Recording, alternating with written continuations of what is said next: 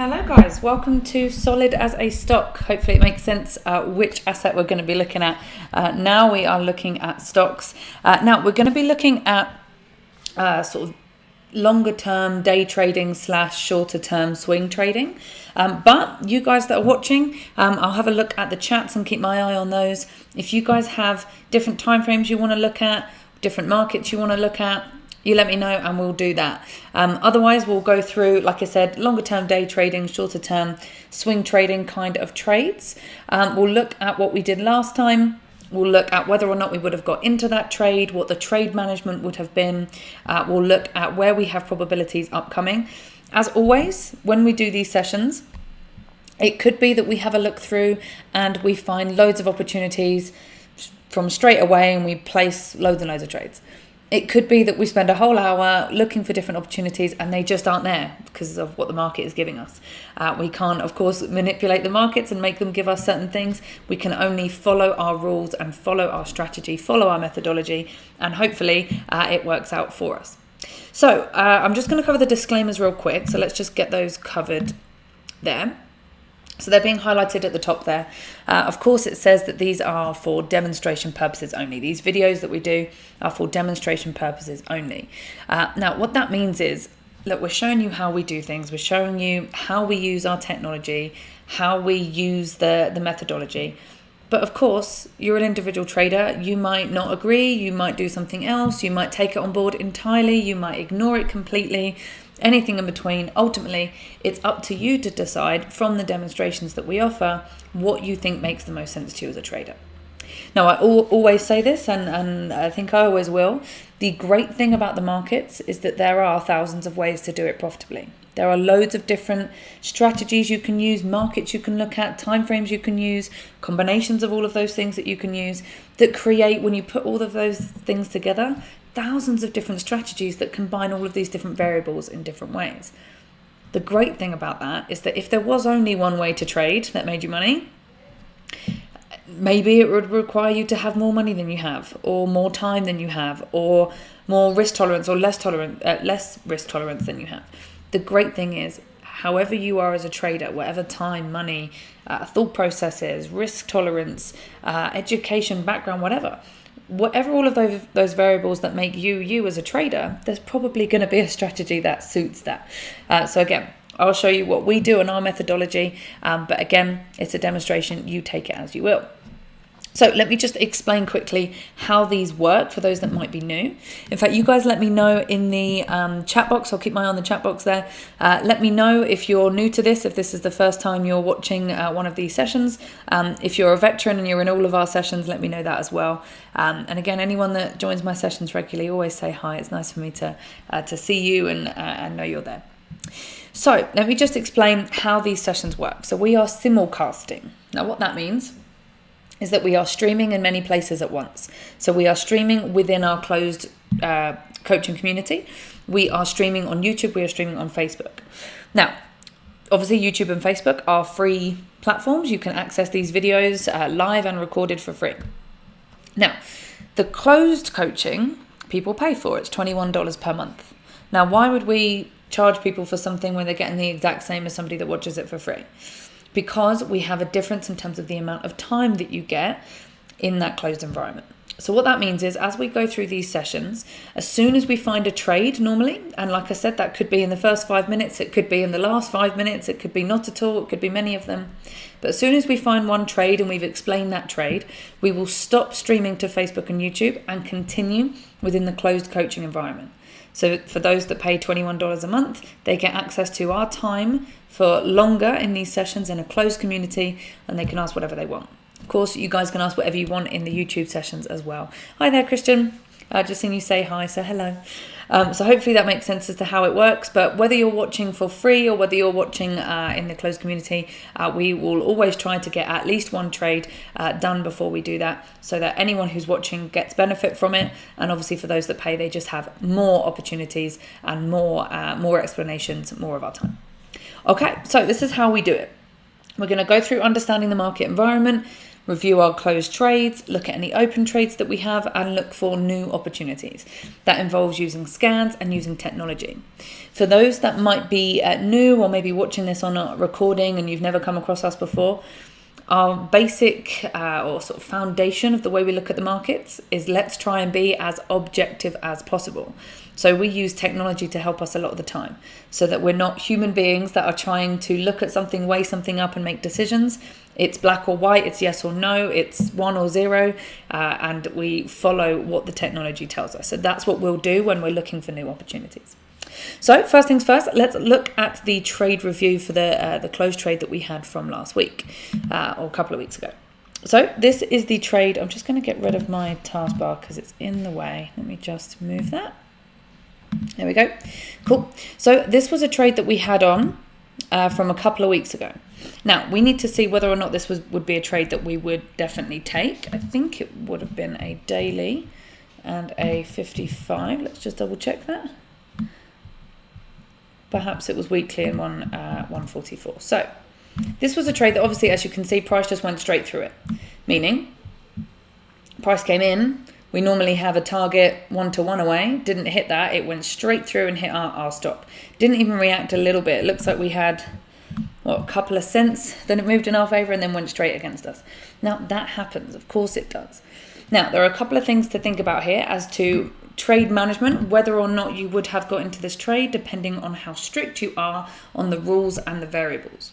So this came in and hit on the 17th of May. So it was still within, if I just freeze that there, it was still within our weekly to the upside, and we still have probability to the upside on that auto climate, although that's probably likely to change. Now, because we had a thick blue dot there, we still had the climate on our side. We still had the auto climate telling us look to buy. So it still would have been a good thing to have had our trade there. However, part of the methodology, and for those of you that follow this, you'll know this, is that we don't just get in where the UFOs are. We also want to see that there is an EMA being enveloped by that UFO. So we've got the UFO and the EMA somewhere inside it. By the time this triggered, which was on this weekly candle, the EMA was up here, which means it no longer aligned with that UFO. Which means, had we been checking this every other day, maybe even every week, we would have gone, oh, EMA is not involved, get rid of it. Cancel the trade, meaning we would not have lost anything. And again, it just kind of goes to show why it is that we want the EMA involved. It increases our probability. So if the EMA is no longer involved, it's moved away, it's no longer lining up with the UFO, and we cancel the trade, we save ourselves a higher likelihood of losing. Now, that depends, like I said, on how strict you are about the rules. If you are somebody that says, I just use UFOs and I don't use the EMA, then perhaps you may still have been in this trade and lost. It also just as well could have been that we cancelled the trade and maybe it did go in our favour and we missed out on that. Pros and cons to either side that you take. For us, this went in our favour to be strict on the rules about the EMA because we cancelled a trade that would have lost. Sometimes you can cancel a trade that would have won. Just kind of the way it goes there. But we would rather increase our probability rather than leave the trades on just in case kind of thing. Now again, if you are strict and you say it has to be just at the EMA, you would have lost that too. So let's say you don't have UFOs at all, you don't use UFOs, you just use EMA for your entry. Well again, your EMA entry would have been at this point, which means again you would have lost depending on where you put your stop. So again, if you want those two things to line up, this is why we do this, to increase our probability, meaning if things start to then change, we cancel those trades because it's not a trade that we put on now. So just because we've already put it on doesn't mean we keep it forever. It means we monitor it and we see whether or not those things still line up by the time we meet entry. Now, the good thing with stocks is that they're only open for relatively few hours a day, about a third of the day roughly. So you just need to check it once a day and just see, is it still lining up, yes or no? If it is, leave it. If it's not, cancel it. That's it. It shouldn't take more than a couple of minutes to check up on your trades and do that. So hopefully that makes sense as to this trade review. Depending again whether or not you're strict on EMA or not will depend on whether or not that was a cancelled trade or a lost trade, but hopefully that makes sense as to why. Now, before we look for new opportunities, just want to come to FX Street because it has an economic calendar that we would use. Now, I'm just going to scroll down here. What I've already done, and this is just to show a point here, but I've already done it, is filtered here by US only, and then I came down here and filtered by high impact. So this is an economic calendar where you can look at news reports, scheduled news reports that may have different levels of impact in different countries. So I've looked at US specifically and high impact. When I clicked apply filter, it says there, sorry, no results were found. Please try again shortly. What that means is there are no scheduled reports within the next week, because I'm looking at it. Oh, maybe I need to expand that for a week and perhaps we will get some information. Oh, there you go. Brilliant. I was just going to say what that means is for the next week we don't have high impact news, but it wasn't showing us the whole week. Now that it's showing us the whole week, we can see that the only day where we may have high impact news that's scheduled to come out on the US dollar or on the US markets is on Thursday. So just be aware of that. It may be that your rule is if there's high impact news coming out on a particular day, you get out of your trades before that. It may be that you don't place new trades on that day. It may be that you love volatility and you love high impact news and you want to go and day trade and try and catch those little moves that happen. Either way, that's up to you to decide what to do as a trader, but be aware of it. Be aware of what's coming up. For me, we're going to be using timeframes to start with. It's going to be daily and then 55. So chances are a lot of the trades that we'd be in would probably be closed by this point or cancelled by this point anyway, by the time we got to Thursday. But if they're still on, then again, you would analyze that depending on how you feel about risk that comes from that high impact news. So by the way, guys, let me know on the chat if I say anything that doesn't make sense or you have any comments or any experiences that you want to share. By all means, do so. It's always helpful for other people to see those comments and see what you guys are saying and see what you think and see what you've done and the other things that may have worked or not worked for you as well. And again, any time I say something that doesn't make sense, you let me know and I will rephrase it. Okay, so let's go to TradeStation. Now we go to TradeStation, and by the looks of it, my scans didn't return anything, so I'm just going to run them again. So whilst we wait for that to run, what we're going to do is we're just going to look at the general overall US stock market. By the way, we look at US stocks because they tend to be much more, there's a lot more volume, a lot more liquidity, much easier to get in and out depending on where you are in the world, but lots of people can easily access US stocks from most places in the world. So we look at US stocks. But the methodology, the strategy, the structure of everything applies to anything. You can apply this to UK stocks if you're like me and you're from the UK. You can apply it to Japanese stocks. You can apply it to Spanish stocks. Wherever you are in the world, the same thing applies to the stock markets that you may want to trade. It makes more sense to trade US stocks based on the fact that there are so many people trading them. There's so many options and regulated and all those kind of things. But like I said, same thing applies to other markets. So what we're going to do is just look at the @ES. Now you might think if you're a stock trader, what the hell is the @ES? Why are we looking at something like that? That doesn't sound like a stock to me. And you'd be right. This is a continuous futures contract. For those that don't know, futures contracts essentially represent other things. You can trade futures on stocks, you can trade futures on currencies, commodities, all kinds of stuff. Now, why do we care what the S&P says? Now, the main reason for this is because, we just switch this down. The main reason for this is because this is a basket of pretty much the majority of stocks that we would be looking to trade anyway. It's the top 500 US stocks. So if, let's say, like we have here, for an example, on a daily chart on the S&P, we have a thin dot on our autoclimate. What that means is that we have indecision on the S&P as a whole. That's not to say that there aren't individual stocks within that S&P that might have probability up or down, but overall, the entire stock market is undecided. Now, why is that important to us if we're only going to be trading individual stocks? Because let's say, for example, the S&P as a whole, the market as a whole, had probability upwards. Well, then if we trade a stock within that also has probability upwards, bear in mind that the stocks themselves affect the index and the index affects the stock themselves, they're both saying probability in the same direction, we've got a correlation there.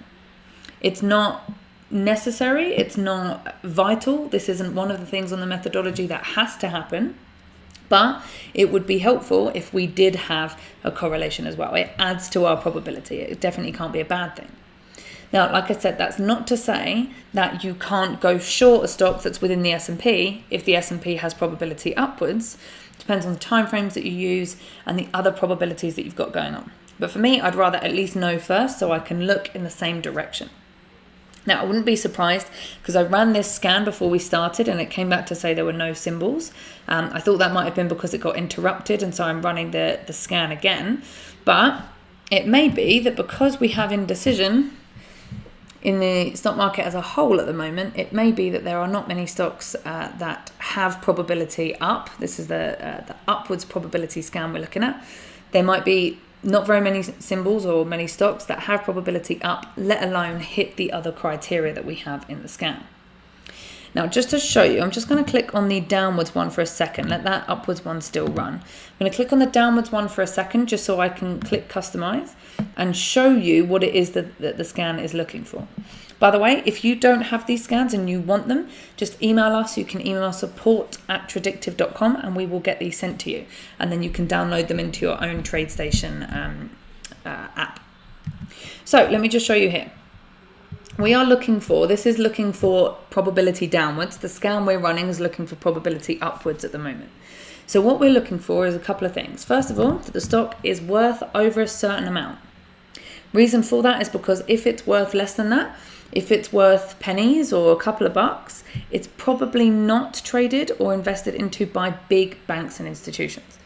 And why do we care about that? Because we want to buy when they buy and sell when they sell. We do that by using the apps that we have and the technology that we have that highlights for us where those big stacks of buy and sell orders are likely to be. But again, they're more likely to be on stocks that are worth a lot of money because they have a lot of money to be buying and selling. And so if those stocks are worth a couple of bucks, it wouldn't take very much money at all in order to push it upwards. And so if big banks and institutions are trading it and throwing in their millions, it wouldn't be a couple of bucks. Hopefully that makes sense as to the logic there. Now, it's not to say that it's definitely 15. This is the value that we have here. It's definitely got to be 15. It could be 10. It could be 5. We've chosen 15 just because of the logic that we've used there. But again, you can change that around if you want to once you've downloaded these scans. We're also looking for a certain amount of volume, certain amount of open interest and implied volatility when it comes to the options on these stocks. I won't get into that right now. Then we want to look for, in this case, the close less than the moving average. Because if we're looking to sell, then we want a UFO lining up with the EMA, which means price needs to come up to hit that EMA, which means price needs to be below the EMA in order for that to work out. When we're looking to go long or we're looking for probabilities up, we flip that on its head and we want price above the EMA because we're going to have a UFO here. We want the EMA with that, so price is going to have to go down to hit it for us to buy it. So in this case, we were looking for it to be below. And then we're looking for other criteria here as well, which again, I won't get into that much in too much depth. So these are the scans that we use. And like I said, we've run a scan that is looking for probability upwards. So these are the ones where price is going to be above that EMA. We have one stock out of thousands and thousands that we could be looking at, because not only do they have to be over a certain value, not only do they have to have certain options things filled out, but they also have to have probability to the side that we're saying. And in this case, it leaves only one. Now, sometimes it can be frustrating because you think, oh, only one set of probabilities. This is ridiculous. But I'd rather a scan tell me, hey, this is where you have higher probabilities, even if it came back and said there are none, than go through thousands of stocks or a watch list of tens of stocks to realize the same thing. The scan does that job for me. I don't need to force trades or try and find something that isn't there. So we're looking at Facebook at the moment. So Facebook here, probability to the upside. Now, let's just run through. We don't actually have an opportunity here at the moment. I'll explain why in a second. But let's just run through what the methodology would be. So again, to go over that for those of you that watch us regularly and for those that are new, to understand why it is that I'm saying we don't have enough probabilities or a trade setup here. So first things first, as always, we start with the AutoClimate. So again, for those that don't know, AutoClimate is this app here with all these little dots. Ignore the lines coming out of the dots, just look at the dots. We have thick red dots, we have thick blue dots, and we have thin dots of either colour. Why are they important? Because the dots will tell us, let me just highlight that again, the dots will tell us where we have probabilities. If it's a thick blue dot, probability up. If it's a thick red dot, probability down. If it's a thin dot of either colour, neither way. We don't do anything. We change time frame, we change market. So first question always is, should I buy, sell, or do nothing? That's question number one. That's answered by the UFOs. Answered by the AutoClimate that tells us where the probability lies. If the probability lies upwards, then we should probably buy. Not to say we will, but we should be looking to buy. If there's probability downwards, we should probably be looking to sell. And if there's not enough probability either way, we do nothing. Why would we place trades where we don't have probabilities or statistics lined up in our favour? So in this case, yes, we should be looking to buy Facebook. But question number two always is going to be, if I buy, where? If I sell, where? Just because we have probability up doesn't mean we just go and buy it at whatever price it is. That would be subjective, because it means we get into a trade based on the time of day that we happen to be looking at it, based on what we think looks good. We buy in the middle of nowhere. How do we know where to put our stop then? How do we know where to be objectively right or wrong? So we need to say, if we're going to buy, where's the highest probability, lowest risk, highest reward place that I can do that? This is where these guys come in, our UFOs. UFO stands for unfilled order. Remember I was talking before about getting in with the big boys and buying when they buy and selling when they sell?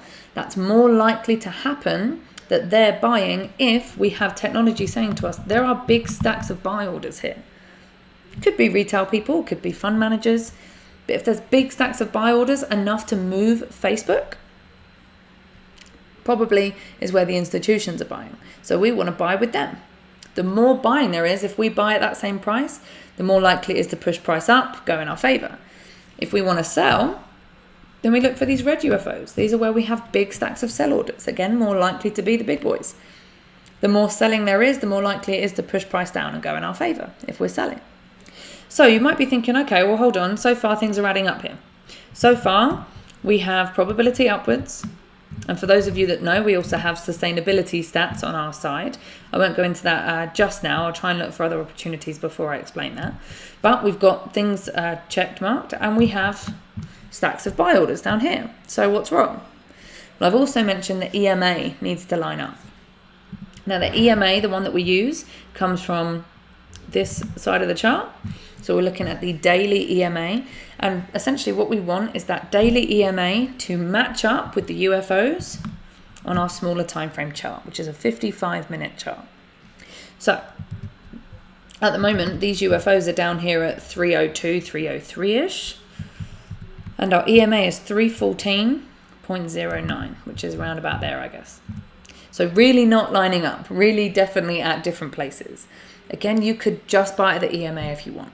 You could just buy the UFO if you want. For us, we need to combine those two things to add probability of big stacks of buy orders with probability coming from the EMA that more buy orders coming in at that point, because people buy at EMA prices.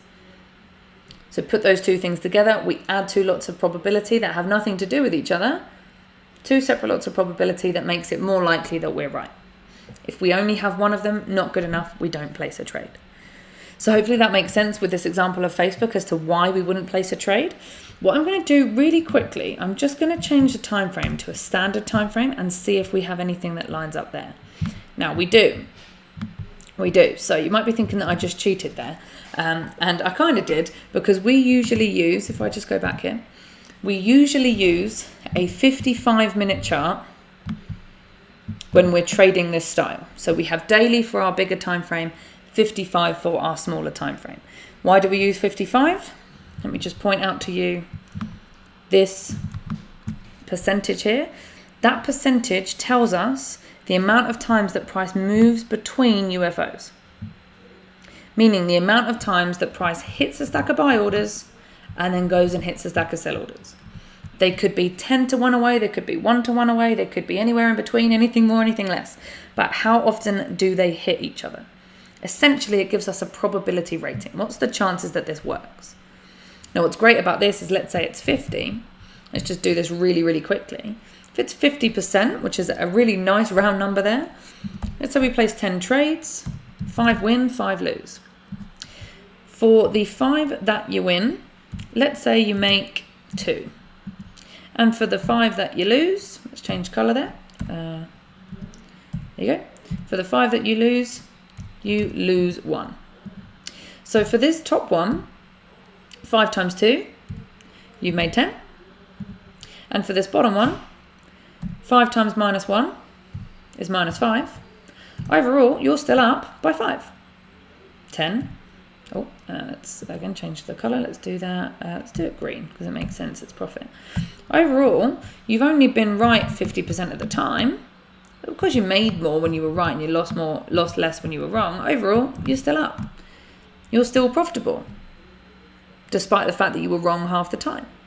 Now, I've said 2, it could be 3, 4, 5, could be 1. But it only has to be 1 in order to break even. So hopefully that makes sense. The higher we get this number, the less we have to be, the less reward we need to take in order for us to be consistently profitable. So, with that in mind, if we look here on a 55-minute chart, we have a 50% probability that these UFOs work. On a 60-minute chart, that's gone down. Not by very much, but it's gone down. It's a 47.06% chance. Now, we've lost 3% probability in the grand scheme of things. Maybe that makes a 3% difference. If it's still profitable, because at 47% of the time, if you still do 2 to 1, you're still making money. In fact, at 30% of the time, roughly, if you're doing 2 to 1, you're all right. So, great. If that's a number that we're happy with, then we can look at it. So we look at the 55-minute normally because it normally has higher probability because it's a Fibonacci number.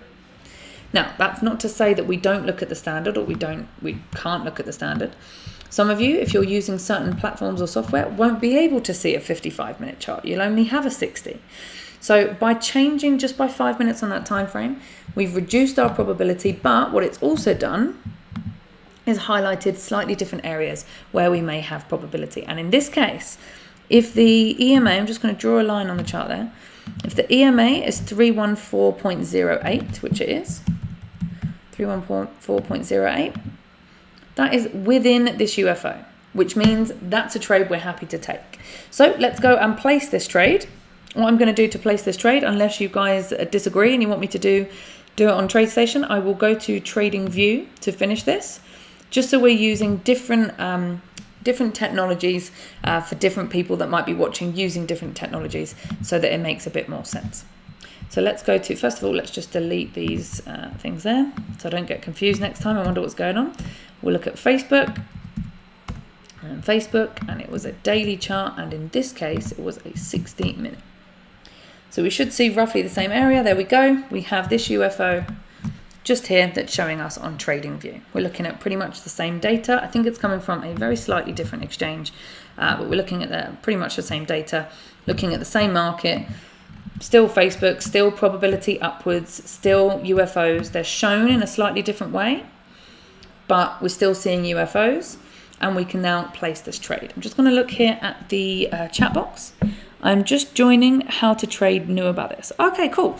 So just to say, let me see if I can pronounce that. Krishno, I think Krishno is probably how you say that. Trading, if you're completely new to this, let me just summarize really quickly for you something that hopefully helps you. Trading is a beautiful thing that gives you many opportunities to take advantage of price moving up and down. In options, even if it doesn't move anyway, you can still make money. There are loads of ways to do it. If you look on YouTube, I don't know if this is the first YouTube video you've ever watched. It might be one of the first. If you're watching different people, everyone's going to tell you different things. Everyone's going to tell you that the way they do it is the absolute best, and that the way they do it is the only way to do it. My experience, I've worked in trading for nearly 10 years now. I know so many people that are profitable in trading that do vastly different things from each other. So the most important thing that I think I can impart to people is try and be objective as much as you can, because it makes it easier psychologically. That's why I like this approach, because we're just using technology that helps us answer questions, and it's a yes or no answer. Is it within the UFO or not? Is it a blue dot or a red dot? Is it thin or thick? It's really, really simple, because the technology is doing most of the work for us and then coming back and saying, this is what you have. And then all we need to do is go yes or no, red or blue, in or out. That's it. Try and be objective if you can. It helps you to be more consistent, in my experience. But if you watch somebody that really resonates with you, great, stick with that. What you don't want to do is change your methodology all the time based on you had a couple of losing trades, and so you jump to what somebody else says, and the first trade goes well, and then you have a couple of losing trades, so you jump to what somebody else says, and that trade goes well, and maybe you have a run of good trades and you go, this is brilliant, and you mortgage the house and you put the money in, and then you lose it all, and then you go, I've got to go to someone else. If you do that, you will eventually quit. You will feel like it's not working. The markets will, I'm trying to think of a nice way to say this with a good word, will do things to your psychology that you won't even be expecting. It will make you question yourself when you have series of losers, but understand it's all part of the game. And sim trade, demo trade, do as much as you can to practice in an environment where you don't lose anything. Try and be as objective as you can, and stick with one thing, especially at the start. Stick with one thing. Whoever that is, watch different people, great. Pick the one that makes the most sense to you and go with that. Don't chop and change and mix and match from the start, because you will struggle to understand what's working and what's not, and you're more likely to give up. So that's the best advice I can give anybody when it comes to trading.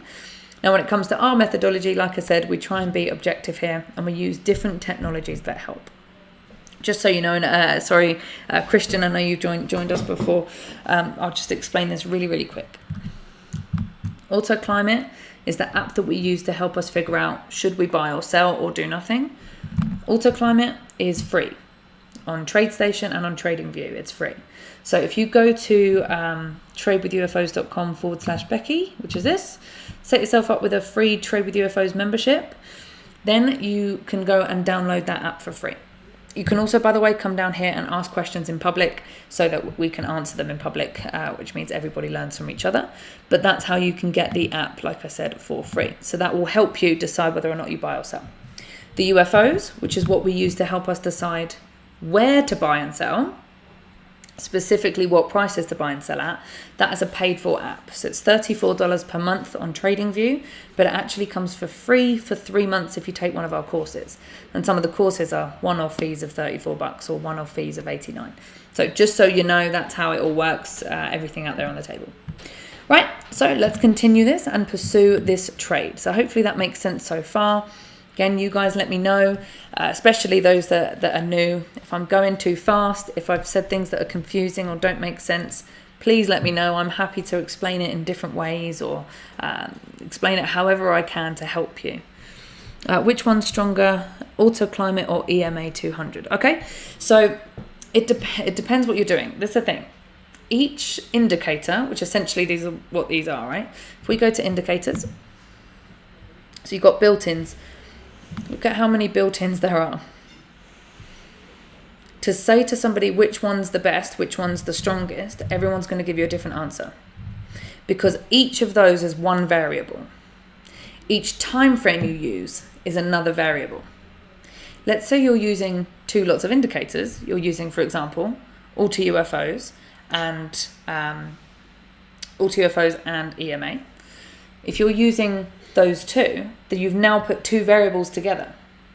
And so your success is going to depend on the combination of those two, not one or the other. If you just use one or just use the other, if you want to test which one is going to be better, then you can do that. But it may be that one of them is better if you use a daily chart, and one of them is better if you use a 15-minute chart. One of them works better on stocks and one of them works better on futures. One of them works better on the euro dollar specifically. One of them works better on the pound Canadian specifically. Everything that you change is a variable which contributes to the success rate. So people will give you answers and they'll say this one because that's the one that they use. Or they'll say that one because that's the one that they're selling. The real answer is they all can be very powerful depending on the combination of variables that is used to make that work.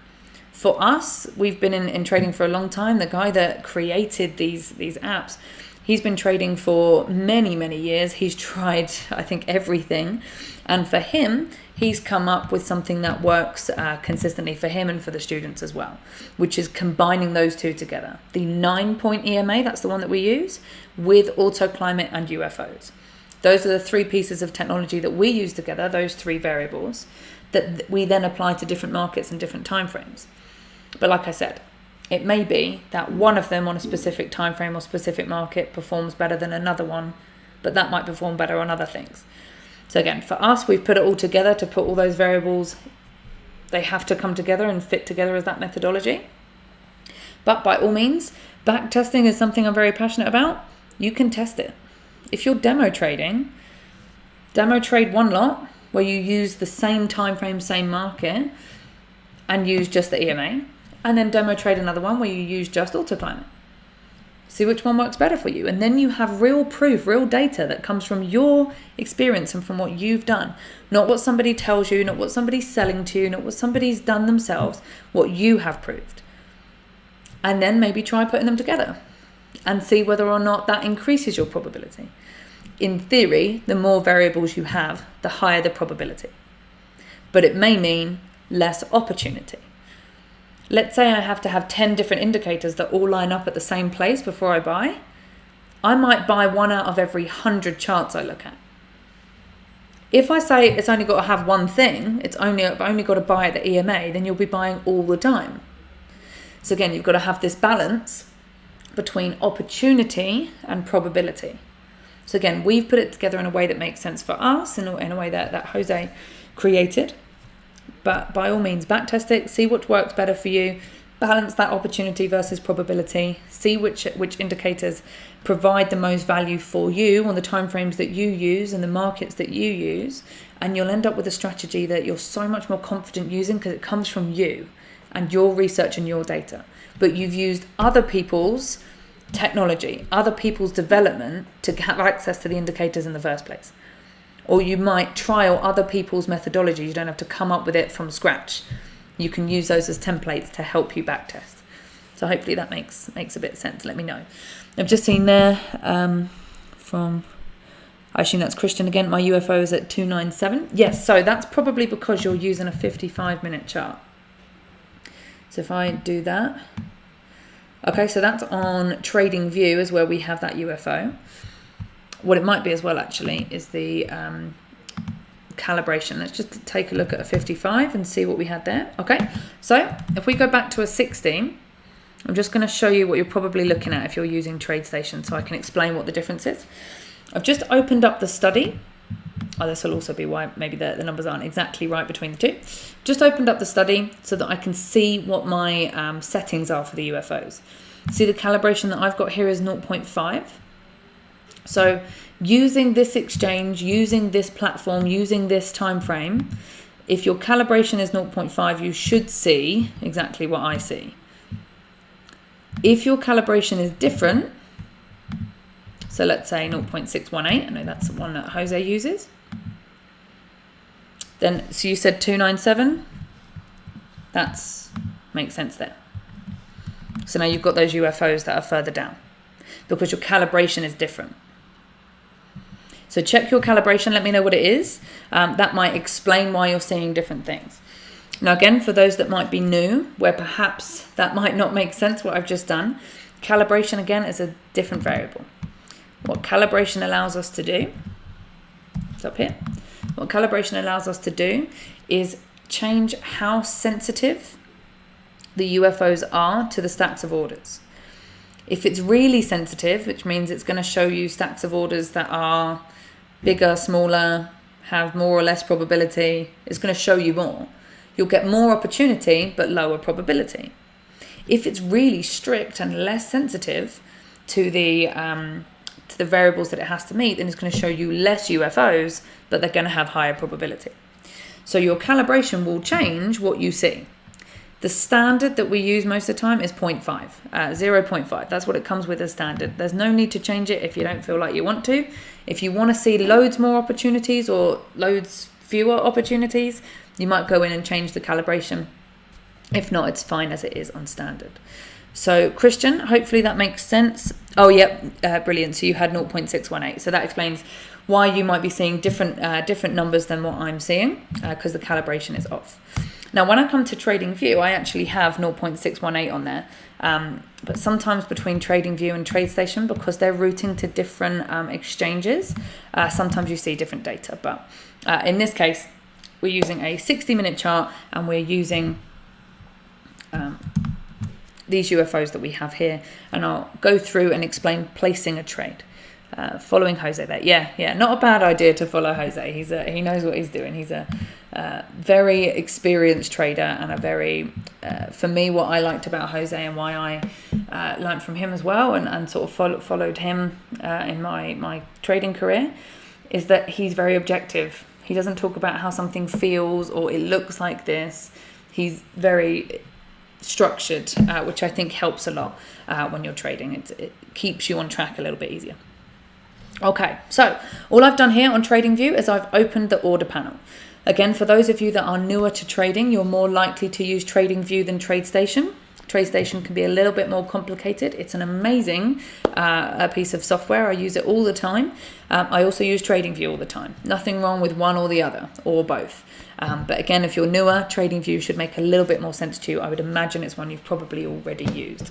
Let me know in the chat box if I've completely assumed wrong there, and if you'd rather me finish this on TradeStation. But I'll go with TradingView for now, and I'll keep my eye on the chat box. So if this is the UFO that we've decided to take, and we've decided to take it because the EMA is 314.14, so it falls within these two lines. What I'm going to do, I'm going to take a drawing tool. I know it says Fib retracement, but I don't use it for that. I use it for, I think I've for some reason done two there. So I don't use it as Fibonacci as it was intended to be used. I used it as a drawing tool just to make it really visual for me so I can really see what's going on. So you'll notice that once I've just drawn that on the right, it's appeared on the left because those two charts are linked. Now what that shows us, I've just quickly drawn those lines over that area roughly. I'll tighten it up in a second. It shows us more obviously that EMA is definitely within that UFO.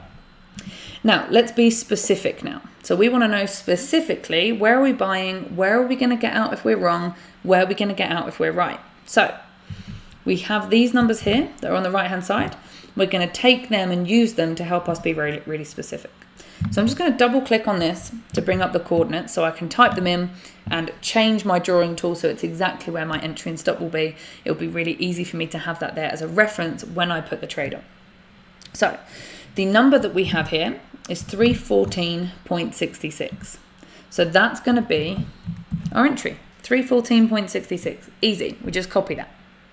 Now the bottom number is 310.93.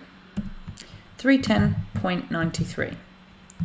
Now we're going to take away 10 cents from that just to give it a little bit of wiggle room. So it's become 310.83.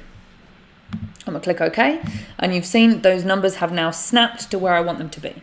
So the entry is 314.66 and the stop is 310.83. I'm just going to change those numbers round just because I want the yellow thing as the stop, obviously. So 310.83. So I want the red thing as the stop. There we go, that makes sense. Black on top, red on the bottom. Okay, so now I'm going to come over, I'm going to click buy. I'm just going to type in what the entry price will be, 314.66. This is where, by the way, I find TradingView more user-friendly maybe than TradeStation. Placing an order is really, really easy, and it does a lot of the maths for you, which I like. Again, TradeStation is also amazing, but for me, I find this quite helpful. So you notice there I've just clicked stop loss, and I've typed in what the stop loss is. It's now automatically told me, when it says pips, that just means the smallest increment of price. So in this case, it's dollars and cents. So the smallest increment of price is cents. So we are risking 383 cents, which is the equivalent of $3.83 per share. If we were to buy one share, that's what we're risking between our entry and stop. Now, first of all, how are we going to decide how many shares to buy or sell? This again depends on you as an individual trader, what your risk tolerance is, how much money you have in the account. Somebody that's risking $500 per trade, that might be all of somebody else's account. It might be 0.2% of theirs.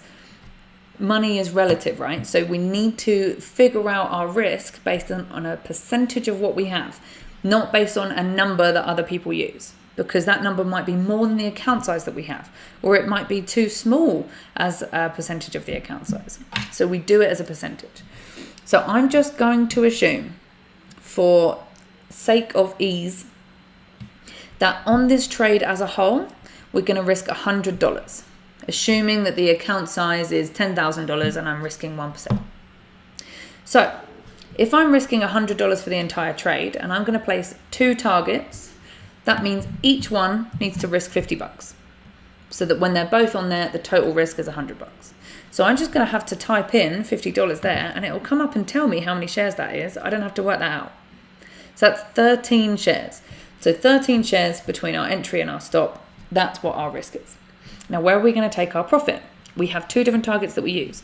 First one, if I come here and click take profit, first one's really, really easy. All I have to do, see how that says 383 pips? All I have to do is copy that and type 383. You'll notice this number has become 1 because our first target is always 1 to 1 away. Easy peasy.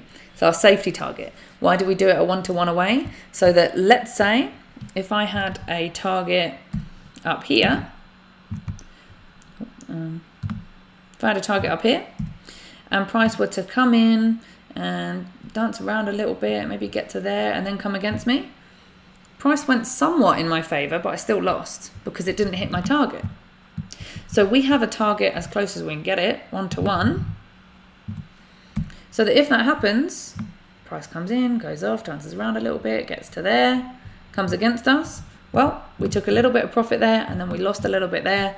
Overall, we break even. So it reduces our probability of losing.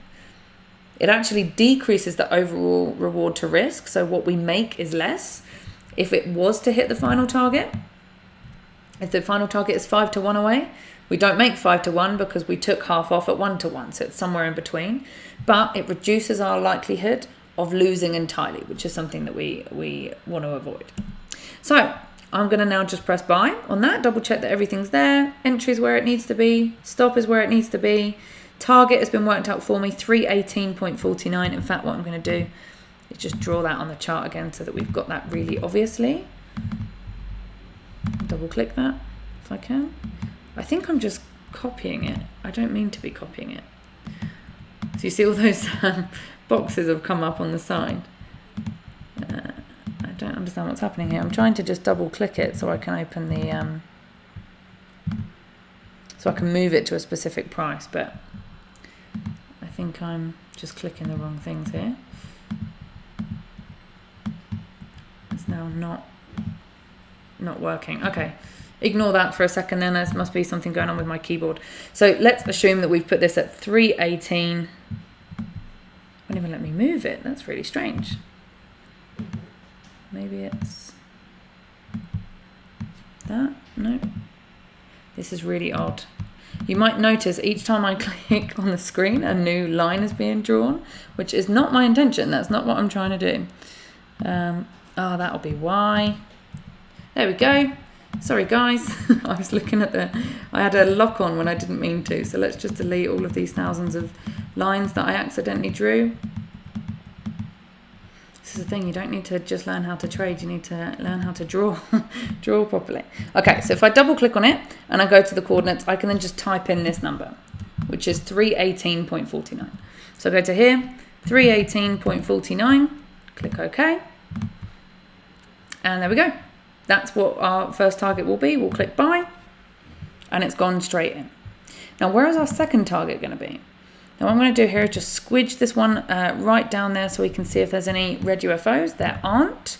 So just to explain this, Normally, our final target, so our second target, would be where we have evidence of sell orders. So let's say on this chart, we were to have, I don't know, something like that, a red UFO, then we would use that line.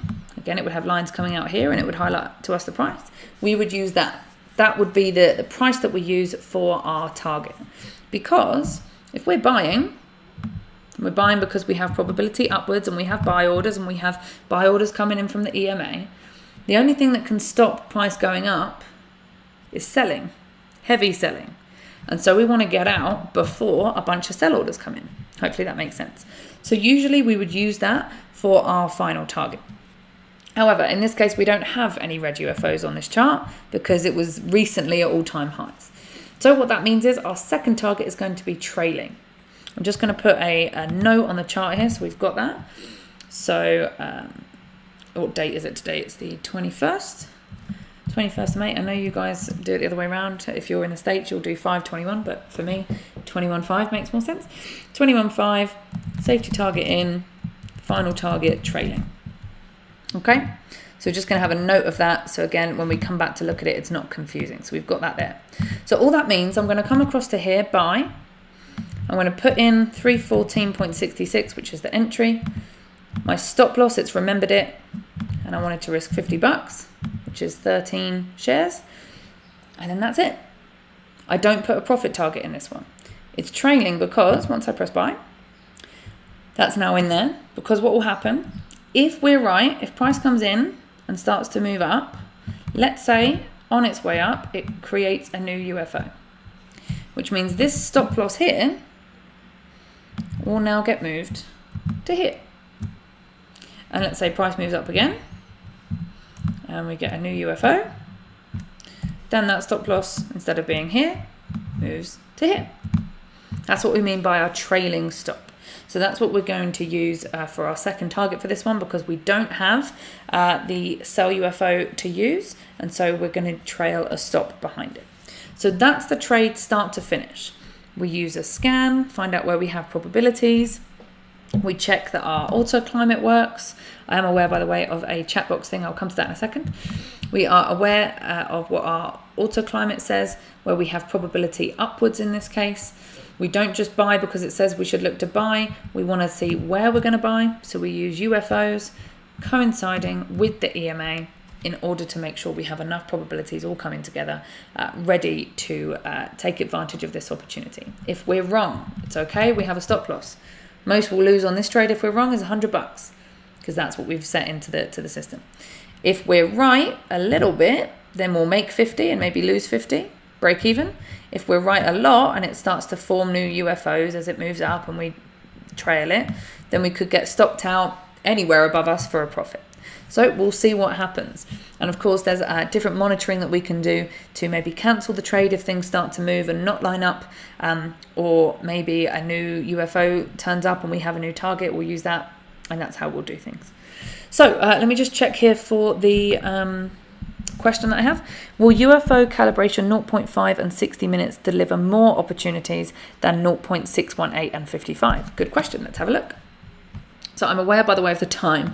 I know I spent a little bit more time explaining this today than I would usually. That's because we had new people in the room, so I wanted to expand on it a bit more and hopefully make it make a little bit more sense. So hopefully for those of you guys that are veterans and that have joined us loads, you understand that, and hopefully it wasn't too boring for you. Hopefully it helped to make sense. One quick way of checking your question there, Christian, is, I'm assuming it's Christian, by the way, double click on the edge of any UFO, click yes, go to the calibration. So at the moment, so that was 60 minutes and 0.5. The number for that is 47.52. And the question was 55 and 0.618, would that do better? So let's have a look. 0.618 and 55 actually gives us 45%. So interestingly, changing the time frame made it better, but changing the calibration didn't necessarily. So in this case, it's a couple of percentage difference. Now, usually, and you can go and test this on other stocks, usually it would be that, yes, the Fibonacci ones work better. So let's say, for example, if we just change 55 to 60, and we go back to our 0.5 calibration, for example. There we go. So on 0.5 calibration, on a 60 minute, we had 47.52. And on a 55, we had 50, which again is kind of what you'd think. We would think that the Fibonacci numbers work better. But when we change our calibration, on a 55 minute chart, the difference between 0.5 and 0.618 is actually that 0.618 has a lower percentage chance of working. On a 60 minute chart, 0.618 has 50% and 0.5 has 47. So on a 60 minute chart, 0.618 works better. On a 55 minute chart, using on this particular market, then the 0.5 calibration works better. Between the two of them, in general, the 55 minute works better. So this is the thing, each variable that you change can give you different results. To me, the most important thing, what you might do, this is sometimes what I do, is I keep the same calibration all the time. So I actually use 0.618 as well. Keep the same calibration all the time, and then I might just switch between the time frames to decide which of those time frames I use based on this number to actually execute my trade.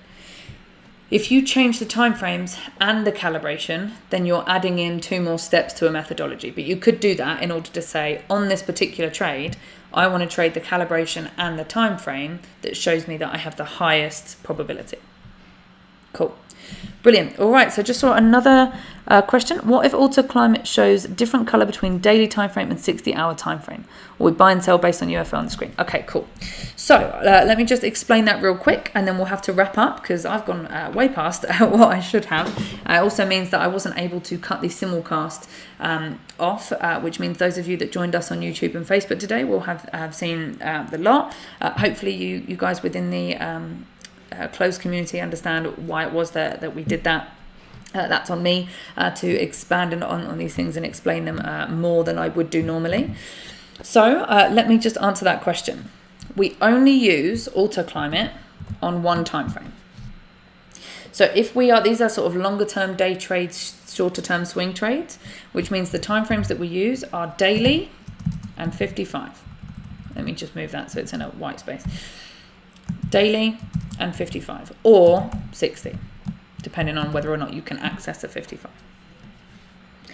Those are the only 2 time frames that we use. Daily, if those are the time frames that we're using, daily is the one that we look at with the AutoClimate. We don't care what the climate is on the 60 minutes. It's irrelevant by this point.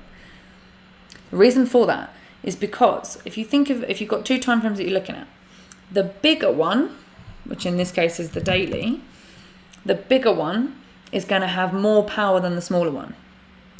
The bigger picture will nearly always win against the smaller moves. There's more orders going on bigger time frames. To move Facebook on a monthly chart is going to take a lot more money and a lot more orders than moving Facebook on a 1 minute chart or a 5 minute chart. So the bigger of the 2 time frames usually carries more weight, has more significance. And so if a daily chart is saying we got probability to the upside, it doesn't matter what the climate is on the smaller time frame because the daily is probably going to beat it anyway. So don't confuse yourself. Don't look at both and get overwhelmed and confused. Just look at one, the bigger one. Whichever 2 time frames you choose to use, the bigger one is the one that you want to look at for AutoClimate because that's showing you the overall probability. Once you understand the overall probability, you then come to the smaller time frame, which in this case is our so I'm just going to try and get rid of that arrow and I'll do this again. In this case is our 55 or 60 minute. You come to this one to then say, okay, if the general climate on a bigger time frame is up, if my probabilities are up there, then I want to get in with buy orders, which is where you'd come here and use your UFOs. And then the additional thing to it is going, okay, the EMA on the daily chart, again, is going to have more power than the EMA on a 60-minute chart or a 55. So I want to combine that. So EMA and AutoClimate always on the bigger time frame. UFOs always on the smaller time frame. So hopefully that makes sense again as to which you use for which. So don't confuse yourself by trying to use all the apps on both. Daily for auto climate or bigger time frame for auto climate every time. Smaller time frame to help you be more specific with your entry. So you're getting in on a smaller time frame, which means you can risk a little bit less to catch that move. And you use UFOs on that smaller time frame. And then to verify the UFO that you use the EMA from the daily or from the bigger time frame. Now, I know if you're new to trading, some of these, the terminology that we use and the methodology that we explain and the different time frames and the different variables and the different indicators and the different UFOs, auto climate, I know it can be overwhelming and confusing. It takes people, longer than a few days, few weeks to get their head around it all. I would just say, as you know, we're doing YouTube sessions, Facebook sessions for free. Check it out. Once you've watched it a few times, it should make sense. If it still doesn't make sense to you, then great. There's loads of other people that will teach you other ways of doing it that I'm sure work just fine as well. So that's me done for today.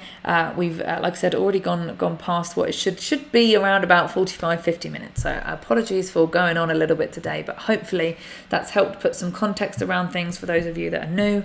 And for those of you that have been around longer, hopefully the digressions that we've made with calibration and things like that have also helped to structure maybe more of what your trade plan might be if you add that in as a variable that you might look between. Now, just to summarize real quick and say, if you're not already, you can join the free Trade with UFOs membership. Get yourself a free membership there. Name and email address, follow the steps. It's tradewithufos.com/Becky. And then if you have any questions after today, if you can, please ask them here in this public environment, because then I answer it publicly and other people get the answer as well. So it means we can all learn from each other's questions. So I'd prefer that. If not, you can email me if you'd like. Okay, no worries. I will let you guys go. Have a great weekend, and I'll be back on Monday with our market commentary. So I'll see you guys then. Otherwise, take care. Have a great end to your trading week and a great weekend, and I will see you next time, guys.